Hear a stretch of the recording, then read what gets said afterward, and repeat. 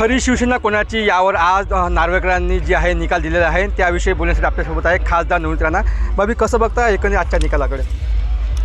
जे अपेक्षित होतं या महाराष्ट्राला आणि ज्यांनी बाळासाहेबाला गेल्या कितीक वर्षापासून काम करताना आणि महाराष्ट्रामध्ये जे विचारधारांसाठी काम करताना पाहिलं, आज खरे अर्थाने एक कार्यकर्ता ज्यांनी सतरंजा उचलण्यापासून त्या पक्षाला लहान ते मोठं बाळासाहेबांसोबत केलेलं आहे. मला वाटते आज त्याची जिंक आहे.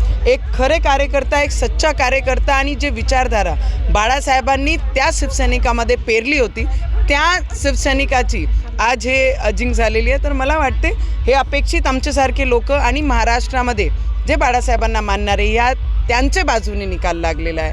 आणि हे जे संविधानाला घेऊन धरून त्याचा अभ्यासपूर्वक जे एकनाथ शिंदेजींनी आणि देवेंद्र साहेबांनी जी सत्ता स्थापन केली होती, खरे अर्थाने जे नियमप्रमाणे त्यांनी सत्ता स्थापना केली, आज त्याची निकाल दिसायला लोकांनी सगळ्यांनी पाहिलेला आहे. आणि ह्या निर्णयाचा आमच्यासारखे किती भरपूर लोक आहे, किती लाखो कोटी लोक आहे आमच्या महाराष्ट्रामध्ये आणि देशामध्ये ज्यांना ही निकाल अपेक्षित होता.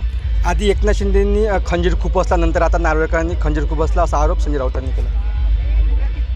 मग त्यांना एक प्रश्न विचारा, त्यांनी भाजपाचे पाठीत काय खुपसलं?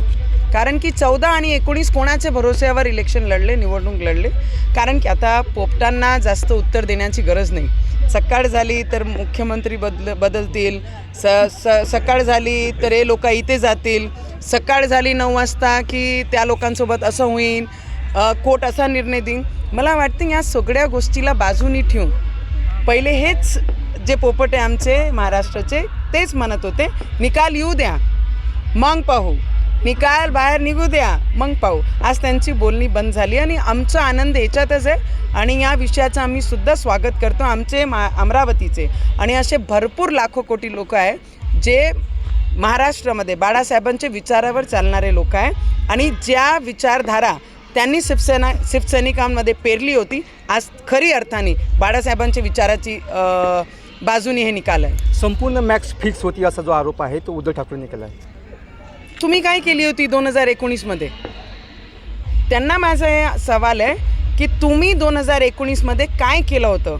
कोणासोबत मॅक्स फिक्सिंग केली होती? बाळासाहेबांचे विचाराचे विरुद्ध जाऊन तुम्ही कोणासोबत बसले होते ते त्यांनी पहिले उत्तर द्यावं आणि मग नंतरचं उत्तर भेटो. जे नियमप्रमाणे संविधानाला हाताशीर घेऊन जे देवेंद्र साहेबांनी आणि एकनाथ शिंदेनी 40 आमदारांना आपले सोबत घेऊन जे सत्ता स्थापना केली होती ते महाराष्ट्राच्या विकासासाठी केली होती. आणि ती सत्ता आमचे आदरणीय शिवसेनाचे प्रमुख त्यांच्या विचारांनी जी केली होती, तर मला वाटते आज त्यांची बाजूने निकाल आहे. कोणी काय केलं त्याचं उत्तर ते 2024मध्ये आपल्याला भेटणार आहे. जे लोक म्हणतात की 22मध्ये आम्ही अयोध्याला जाणार नाही, त्यांना ही प्रश्नाचे उत्तर देण्याची गरज नाही. ते बाळासाहेब ठाकरे जिथे बसले असन तिथून आसू पाहत असन की आम्ही कोणाला काय दिलं म्हणून. 2024मध्ये संपूर्ण प्रश्नाची उत्तरे मिळेल अशी प्रतिक्रिया आहे खासदार नवनीत राणेंनी दिली आहे. अमरगटा साम TV अमरावती. देश विदेशातील प्रत्येक घडामोडींचे लाईव्ह अपडेट मिळवण्यासाठी आता साम टीव्हीच्या सर्व सोशल मीडिया प्लॅटफॉर्मला लाईक, फॉलो आणि सबस्क्राईब करा. तसंच सर्व नोटिफिकेशनसाठी बेल आयकॉन प्रेस करायला विसरू नका.